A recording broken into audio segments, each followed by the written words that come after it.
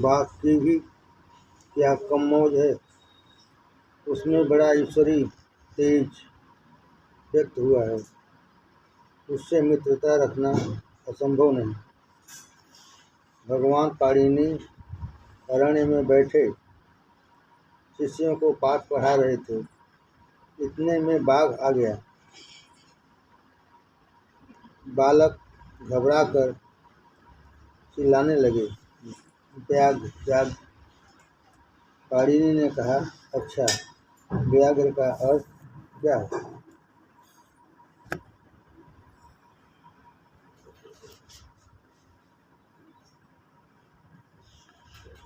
व्याजिघ्रतीति व्याघ्र अर्थात जिसकी घ्राणेन्द्रियां तीव्र हैं वह व्याघ्र है।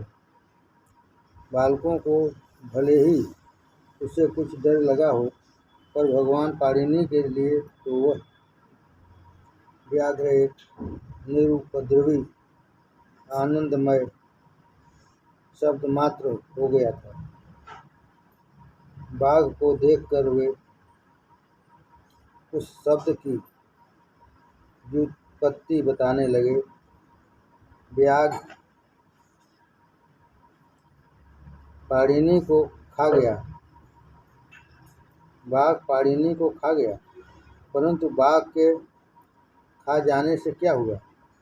पाणिनि के शरीर की मीठी गंध उसे लगी। उसने फाड़ खाया, परंतु पाणिनि वहाँ से भागे नहीं, क्योंकि वे तो शब्द ब्रह्म के उपासक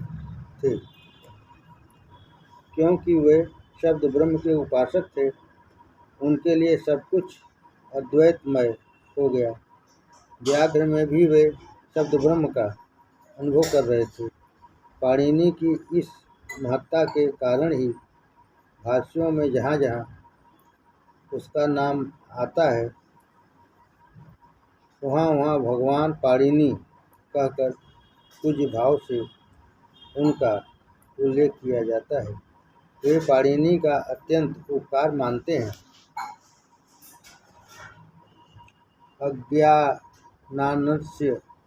अज्ञानान्धस्य लोकस्य ज्ञानञ्जनशलाकया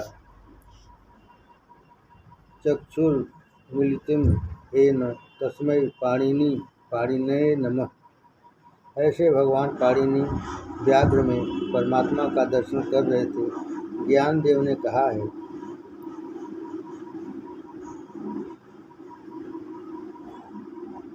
पराएवां स्वर्ग का करी पढ़ो व्याघ्र, परो आत्मबुद्धि सी भंग कदा नोहे।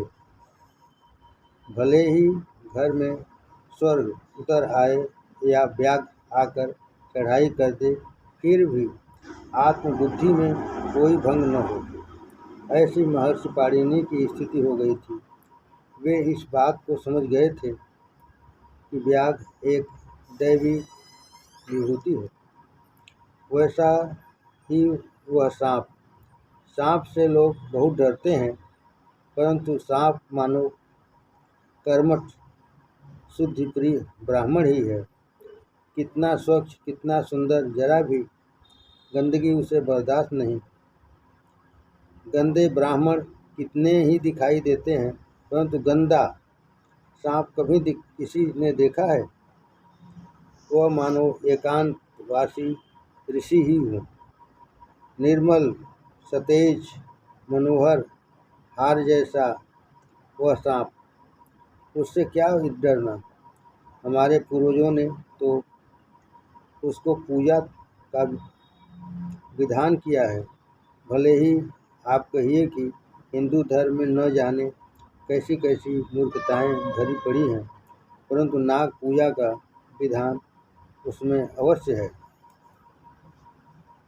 बचपन में मैं अपनी माँ के लिए चंदन से नाग का चित्र बना दिया करता था। मैं माँ से कहता, बाजार में तो अच्छा चित्र मिलता है माँ। वह कहती, वह रद्दी होता है, मुझे नहीं चाहिए। अपने बच्चे का बनाया चित्र ही अच्छा होता है। फिर उस नाग की पूजा की जाती। यह क्या पागलपन है? परंतु जरा विचार कीजिए, वह सर्प श्रावण मास में अतिथि बनकर हमारे घर आता है। बरसात हो जाने से उस बेचारे के सारे घर में पानी भर जाता है, तब वह क्या करेगा? दूर एकांत में रहने वाला वह ऋषि आपको व्यर्थ कष्ट न हो, इस विचार से किसी छप्पर के नीचे कहीं लकड़ियों में पड़ा रहता है। वह कम से कम जगह घेरता है, परंतु हम डंडा लेकर दौड़ते हैं। संकटग्रस्त अतिथि यदि हमारे घर आ जाए तो क्या उसे मारना उचित है? कहते हैं कि संत फ्रांसिस को जब जंगल में सांप दिखाई देता तो वह उससे बड़े प्रेम भाव से कहता, आ भाई आ। सांप उसकी गोद में खेलते, उसके शरीर पर इधर उधर चढ़ते। इसे झूठ मत समझिए, प्रेम में अवश्य ऐसी शक्ति रहती है। सांप को विषैला कहा जाता है, परंतु मनुष्य क्या कम विषैला है? सांप तो कभी कभी काटता है, जानबूझकर नहीं काटता। 100 में से 90 तो निर्विष ही होते हैं। तुम्हारी खेतों की वह रक्षा करता है, खेती का नाश करने वाले असंख्य कीड़ों और जंतुओं को खाकर रहता है। ऐसा यह उपकारी, शुद्ध, तेजस्वी, एकांत प्रिय सर्प भगवान का रूप है। हमारे तमाम देवताओं में कहीं न कहीं सांप जरूर आता है। गणेश जी की कमर में हमने सांप का कमर पट्टा बांध दिया है। शंकर के गले में सांप लपेट दिए हैं और भगवान विष्णु को तो नागशैया ही दे दी है। इसका मर्म, इसका माधुर्य जरा समझो।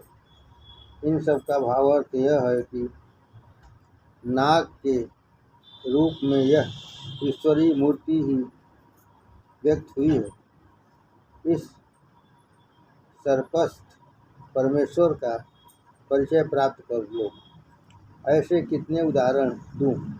मैं तो केवल कल्पना दे रहा हूँ। रामायण का सारा सार इस प्रकार की रमणीय कल्पना में ही है।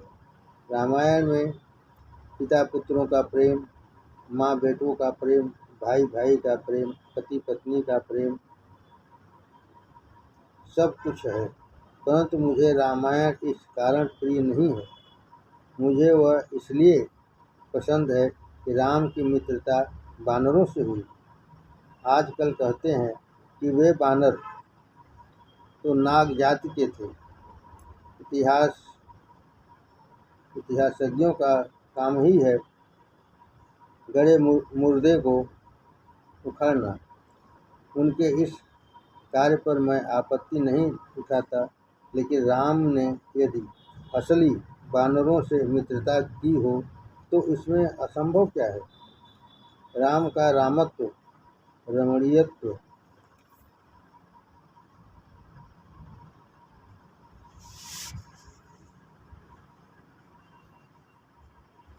सचमुच इसी बात में है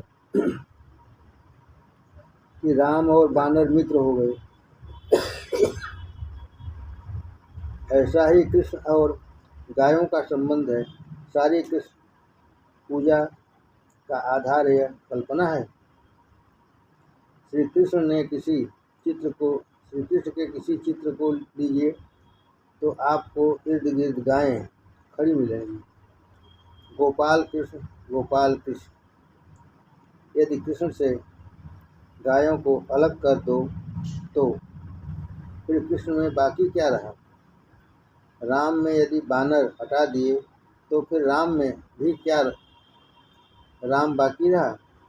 राम ने बानरों में भी परमात्मा के दर्शन किए और उनके साथ प्रेम और घनिष्ठता का संबंध स्थापित किया।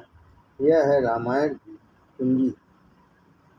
इस कुंजी को आप छोड़ देंगे तो रामायण की मधुरता खो देंगे। पिता पुत्र का, माँ बेटे का प्रेम तो और जगह भी मिल जाएगा, परंतु नर बानर की अन्यत्र न दिखने वाली यह मधुर मैत्री केवल रामायण में ही मिलेगी। बानरों में स्थित भगवान को नारायण ने आत्मसात किया। बानरों को देखकर ऋषियों को बड़ा कौतुक होता।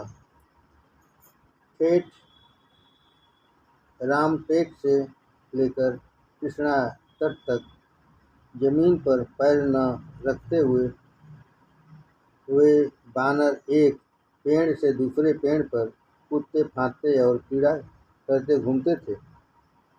ऐसे उस सघन वन को और उसमें क्रीड़ा करने वाले बानरों को देखकर उन सहृदय ऋषियों के मन में कवित्व जाग उठता, कौतुक होता।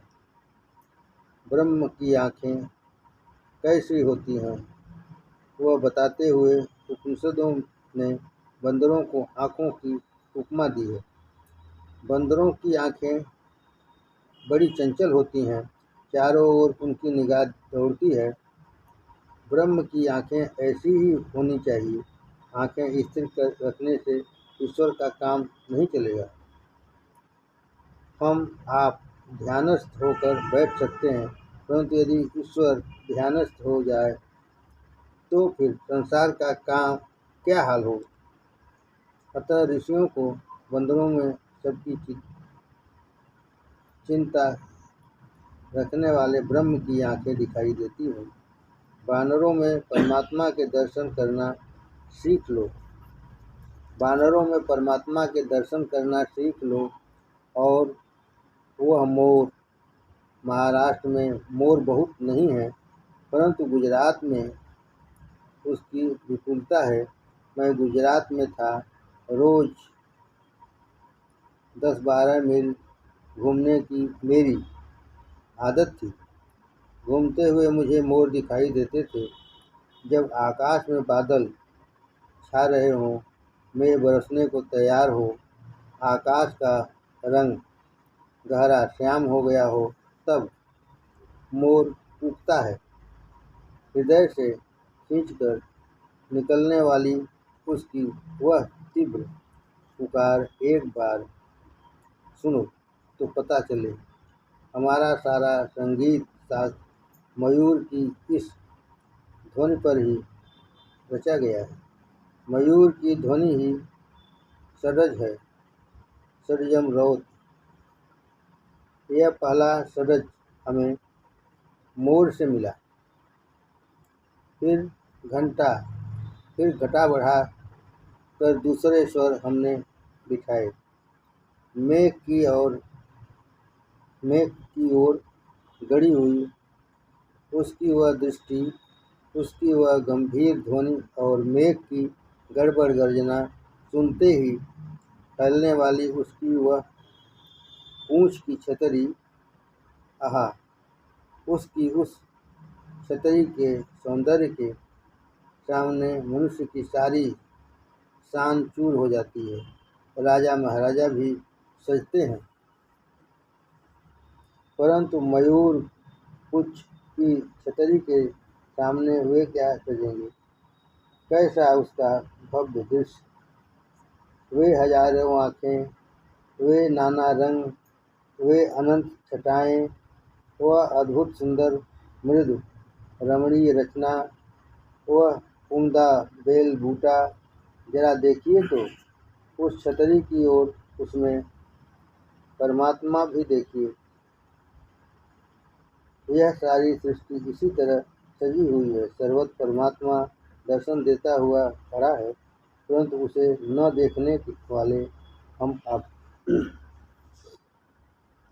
देखने वाले हम अभागे हैं। तुकाराम ने कहा है, बेच आहे सुकार देसी अभाग्यासी दुर्भिक्ष। प्रभु सर्वत्र फला फूला है, लेकिन अभागी को अकाल है। संतों के लिए सर्वत्र समृद्धि है, परंतु हमारे लिए सर्वत्र दुष्काल है। और मैं उस कोयल को कैसे भुलाऊं, इसे पुकारती है वह। गर्मियों में नदी नाले सूख गए, परंतु वृक्षों में नव पल्लव छिटक रहे हैं। वह यह तो नहीं पूछ रही है कि किसने उसे यह वैभव प्रदान किया, कहाँ है वह वैभव दाता। कैसी वह उत्कट मधुर कुक। हिंदू धर्म में कोयल के व्रत का तो विधान ही है। स्त्रियां व्रत लेती हैं कि कोयल की आवाज़ सुने बिना वे भोजन नहीं करेंगी। कोयल के रूप में प्रकट परमात्मा का दर्शन करना सिखाने वाला यह व्रत है।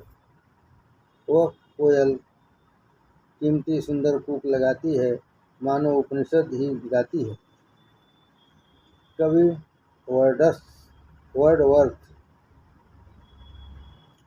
उसके पीछे पागल होकर जंगल जंगल उसकी खोज में भटकता है। इंग्लैंड का महान कवि कोयल को खोजता है, परंतु भारत में तो घरों की सामान्य स्त्रियां कोयल न दिखाई दे तो खाना भी नहीं खाती।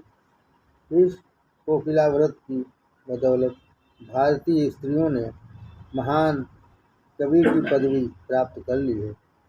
जो कोयल परम आनंद की मधुर ध्वनि सुनाती है, उसके रूप में सुंदर परमात्मा ही प्रकट हुआ। कोयल सुंदर तो वह कौवा क्या असुंदर है। कौवे का भी गौरव करो। मुझे तो वह बहुत प्रिय है। उसका वह घना काला रंग, वह तीव्र आवाज़। वह आवाज़ क्या बुरी है? नहीं, वह भी मीठी है। वह पंख फड़फड़ाता हुआ आता है तो कैसा सुंदर लगता है, छोटे बच्चों का चित्त खींच लेता है। नन्हा बच्चा बंद घर में खाना नहीं खाता, बाहर आंगन में बैठकर उसे जिमाना पड़ता है और चिड़ियों कौवे दिखाकर उसे कौर खिलाना पड़ता है। कौवे के प्रति स्नेह रखने वाला वह बच्चा क्या पागल है? वह पागल नहीं, उसमें ज्ञान भरा हुआ है। कौवे के रूप में व्यक्त परमेश्वर से वह बच्चा सुंदर एक रूप हो जाता है। माता चावल पर चाहे दही परोसे, दूध परोसे या शक्कर परोसे, बच्चे को उसमें कोई रस नहीं। उसे आनंद है कौवे के पंख फड़फड़ाने में, उसके मुंह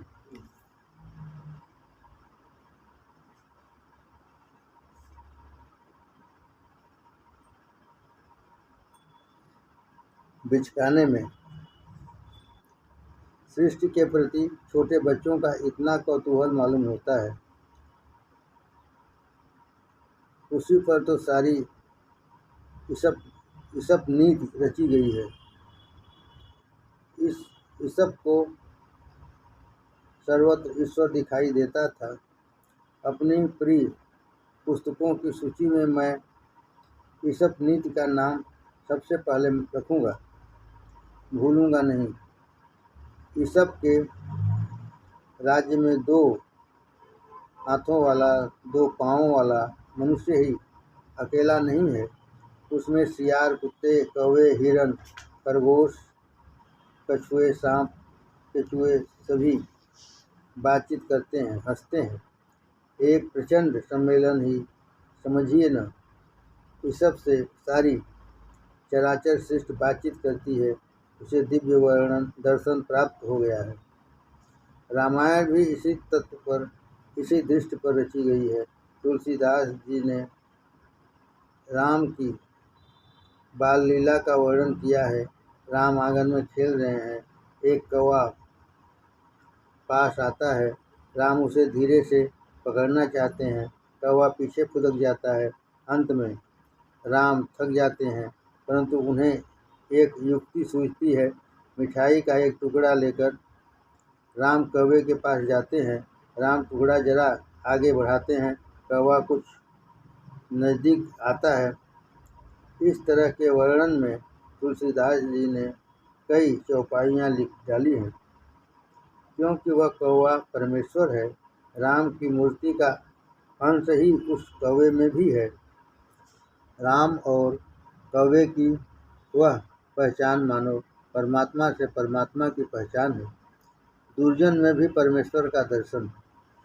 सारांश यह है, इस प्रकार इस सारी सृष्टि में विविध रूपों में पवित्र नदियों के रूप में, विशाल पर्वतों के रूप में, गंभीर सागर के रूप में, वत्सल गोमाता के रूप में, उम्दा घोड़ों के रूप में, सहृदय सिंह के रूप में, मधुर कोयल के रूप में, सुंदर मोर के रूप में, स्वच्छ और एकांतप्रिय सर्प के रूप में, पंख फड़फड़ाने वाले कौवे के रूप में, छटपटाने वाली ज्वालाओं के रूप में, प्रशांत तारों के रूप में, सर्वत्र परमात्मा भरा हुआ है। आँखों को उसे देखने का अभ्यास कराना है। पहले मोटे और सरल अक्षर, फिर बारीक और संयुक्ताक्षर सीखने चाहिए। संयुक्ताक्षर न सीख लेंगे तब तक पढ़ने में प्रगति नहीं हो सकती। संयुक्ताक्षर कदम कदम पर आएंगे।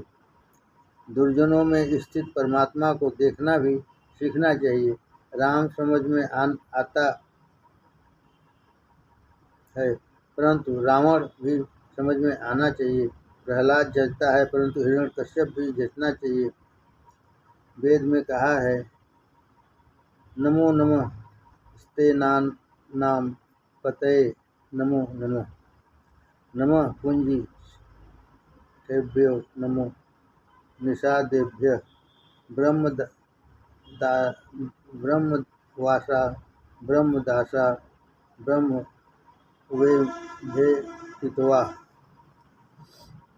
जब डाकुओं के सरदारों को उन डाकुओं के सरदारों को नमस्कार, उन क्रूरों को, उन हिंसकों को नमस्कार।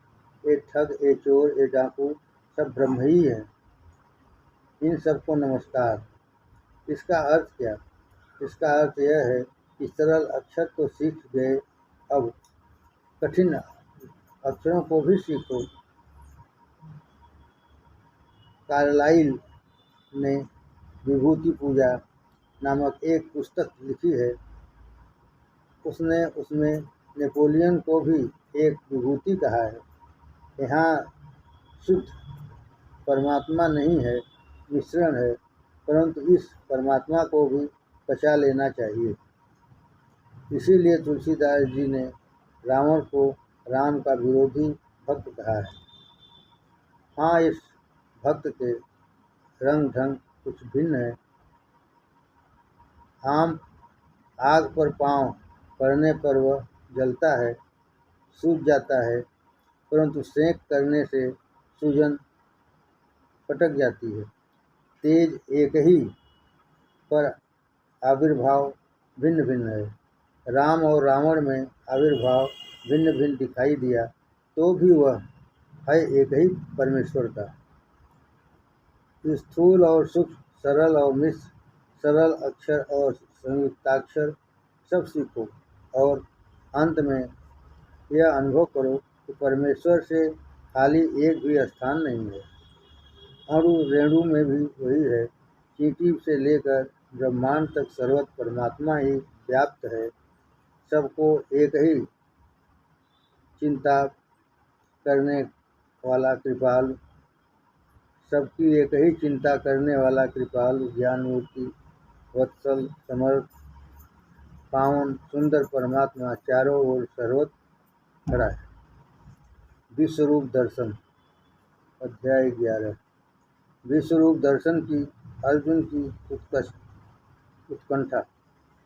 भाइयों, पिछली बार हमने देखा कि इस विश्व की अनंत वस्तुओं में व्याप्त परमात्मा को हम कैसे पहचानें, और हमारी आँखों को जो यह विराट प्रदर्शनी दिखाई देती है उसे आत्मसात कैसे करें। पहले स्थूल, फिर सूक्ष्म, पहले सरल, फिर मिश्र, इस प्रकार सब चीज़ों में भगवान को देखें। उसका साक्षात्कार करें। अहर्निश अभ्यास करके सारे विश्व को आत्मरूप देखना सीखें। यह हमने पिछले अध्याय में देखा।